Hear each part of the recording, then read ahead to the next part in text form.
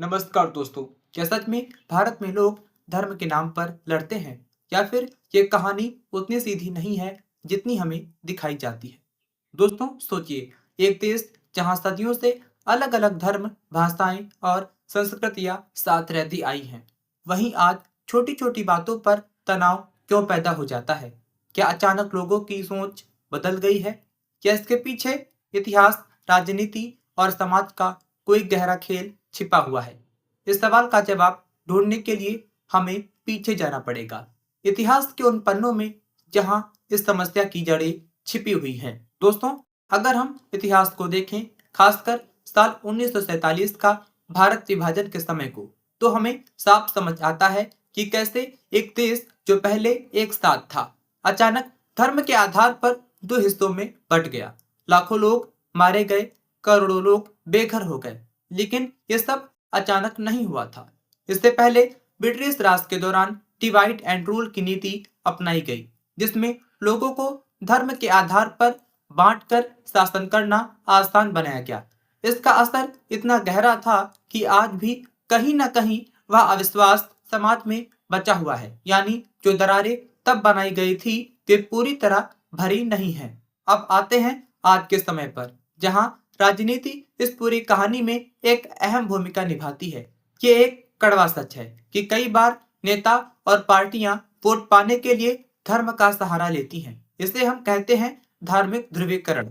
इसमें लोगों को हम और वे में बांटा जाता है। डर और असुरक्षा की भावना पैदा की जाती है और फिर उसी भावना को वोट में बदला जाता है।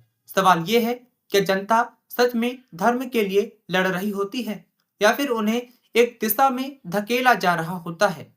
और अगर ये सच है, तो असली जिम्मेदार कौन है? लड़ने वाले लोग या उन्हें भड़काने वाले लोग?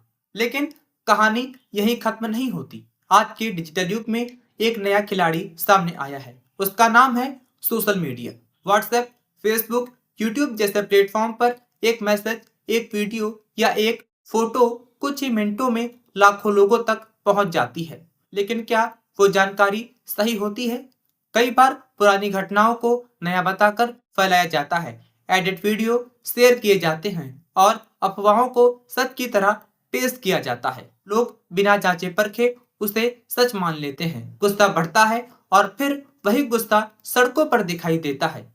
एक झूठ जो स्क्रीन पर शुरू होता है, वो असल जिंदगी में टकराव बन जाता है। अब सवाल उठता है, लोग इतनी आसानी से इन चीजों पर विश्वास क्यों कर लेते हैं? इसका जवाब छिपा है शिक्षा और जागरूकता की कमी में। जब लोगों को सही इतिहास, संविधान और तार्किक सोच नहीं सिखाई जाती, तो वे आसानी से किसी भी अफवाह का शिकार हो जाते हैं। वे खुद सोचने के बजाय भीड़ का हिस्सा बन जाते हैं। अगर किसी को ये सिखाया ही नहीं गया कि जानकारी को कैसे परखा जाए, तो वो सही और गलत में फर्क कैसे करेगा? यही वजह है कि शिक्षा सिर्फ डिग्री नहीं, बल्कि सोचने की क्षमता होनी चाहिए। इसके साथ जुड़ा हुआ है एक और बड़ा कारण, आर्थिक और सामाजिक असमानता। जहां बेरोजगारी ज्यादा होती है, जहां लोगों के पास स्थिर जीवन नहीं होता, वहां गुस्सा और निराशा भी ज्यादा होती है और इस गुस्से को बहुत आसानी से धर्म के नाम पर मोड़ दिया जाता है। असली मुद्दे जैसे रोजगार, शिक्षा और विकास पीछे छूट जाते हैं और सामने आ जाता है धर्म का मुद्दा। यानी जो समस्या पेट की थी, उसे पहचान की लड़ाई में बदल दिया जाता है। और आखिर में आता है सबसे गहरा कारण, पहचान का सवाल।